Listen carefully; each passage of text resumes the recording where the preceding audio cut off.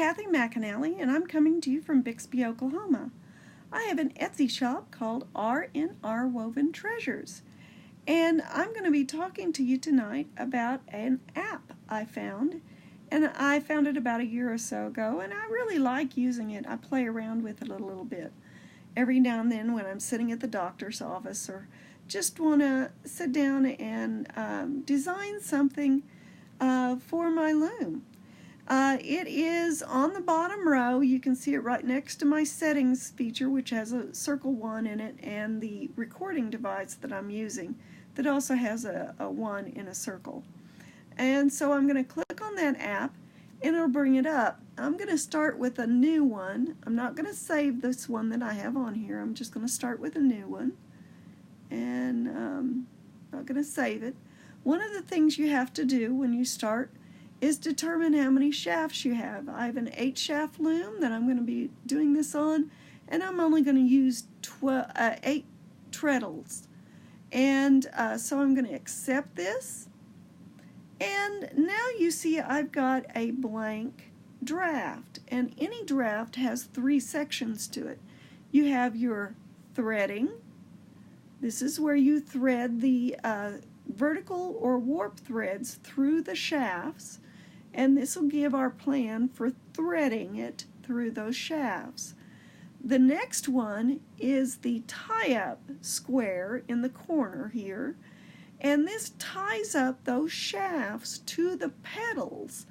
Now you step on the petals in a particular order, and the order of the petals, or treadles they're actually called, is down here in this 3rd section.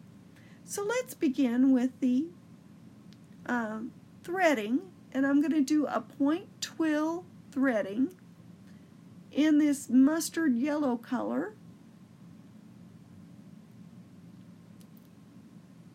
And you can see why it's called a point twill. It's basically just an upside down V. I went all the way up to shaft 8, and then I came all the way back down. This is pretty easy threading to do.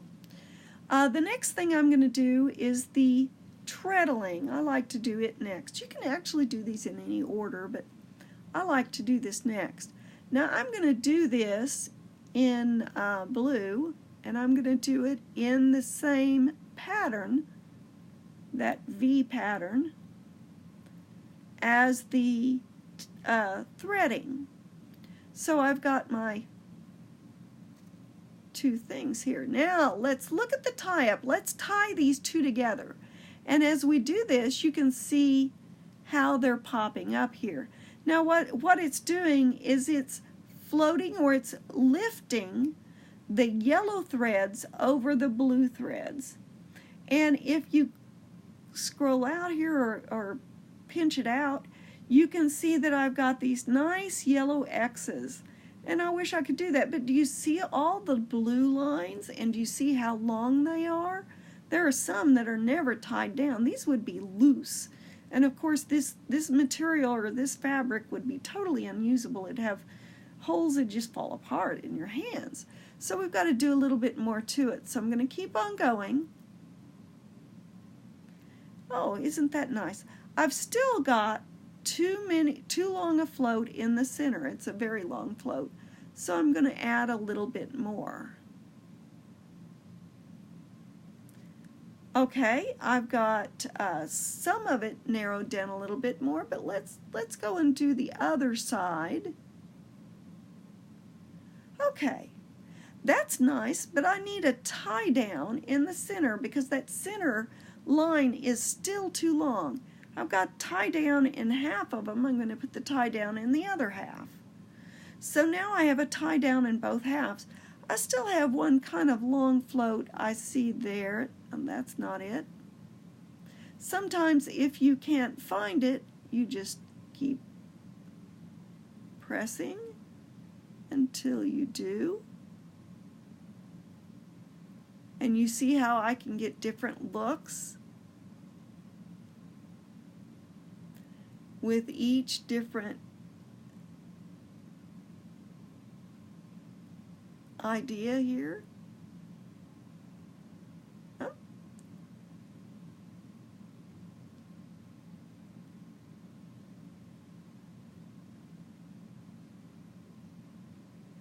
Okay, and you can also, as you go in and out, you can see what this looks like. That's a little too busy.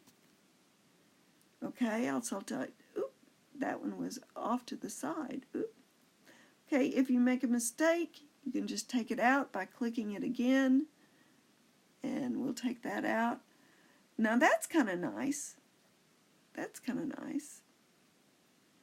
And you can see that my floats are not very long. I do have one float. It's right above the tie down that is a little bit long.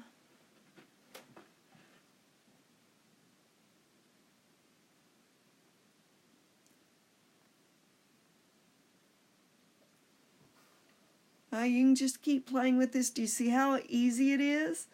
And it really, really can get you to thinking and start creating some really interesting patterns. Do you see how nice this looks when you scroll out?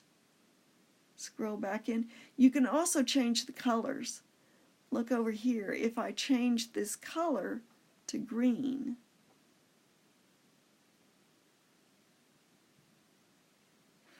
so you can see how you could change the color into green pretty easily. You can also do something called where you have alternating colors. So we'll alternate between green and yellow. If I have the same color here as I do up there, you can see that it's going to be hidden or not going to show up. So when I scroll back out, boy, that really looks different. Now all I did was change the color. So you can see how fun this is to play with. As you get good at this, or as you play with it, you might come across something you'd like for me to weave. And I do take custom orders. My shop name is R&R Woven Treasures, and that's on Etsy.com. So stop on by. I've made some items off of patterns that I've done myself, and you can stop by and see these intricate and different designs.